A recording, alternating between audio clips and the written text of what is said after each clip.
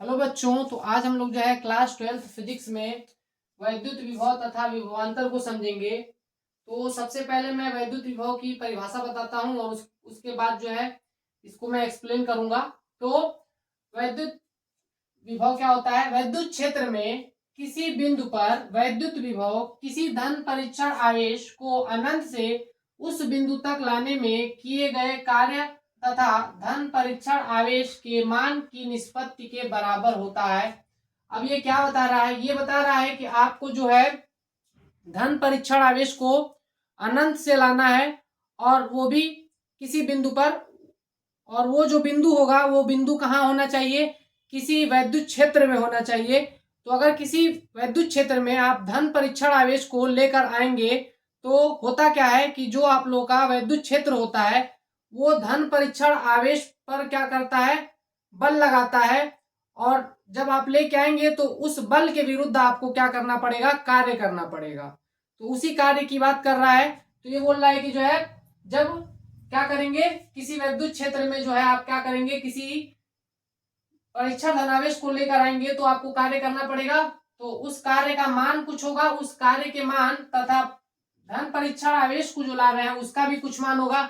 उसके मान का जब आप क्या लेंगे? अनुपात लेंगे। कार्य और परीक्षण धनावेश के मान का जब अनुपात लेंगे तो जो चीज मिलेगी वही आप लोगों का क्या कहलाएगा? वैद्युत विभव कहलाएगा। तो उसका फॉर्मूला क्या होता है?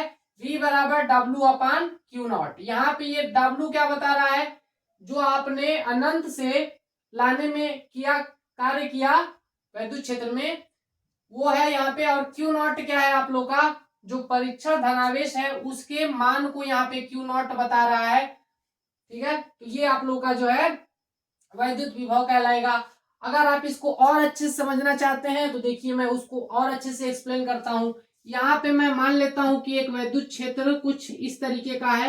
ये वैद्युत क्षेत्र आप लोग का समान भी हो सकता है और असमान भी हो सकता है। तो वैद्युत क्षेत्र को मैंने ये कुछ ऐसे बना दिया।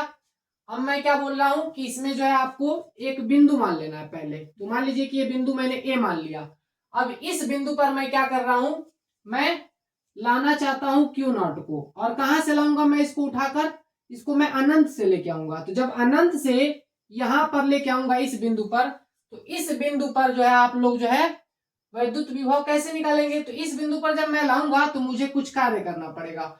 अनंत से यहां लाने में कुछ कार्य करना पड़ेगा। और किसके विपरीत में? इस वैद्युत क्षेत्र के विपरीत में।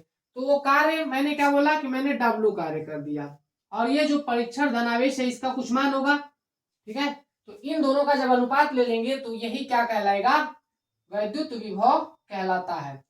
अब वैद्युत विभवांतर क्या होता है? वैद्युत विभवांतर को समझते हैं। तो इसकी डेफिनेशन देखिए। वैद्युत क्षेत्र में किसी धन परीक्षण आवेश क्यू नॉट को एक बिंदु से दूसरे बिंदु तक लाने में किए गए कार्य W तथा धन परीक्षण आवेश के मान की निष्पत्ति को उन बिंदुओं के बीच विभवांतर कहते हैं। तो यहाँ पे आपने विभव को समझा। विभवांतर क्या होता है? विभव में अंतर को बताता है। ठीक है, विभवांतर विभव के अंतर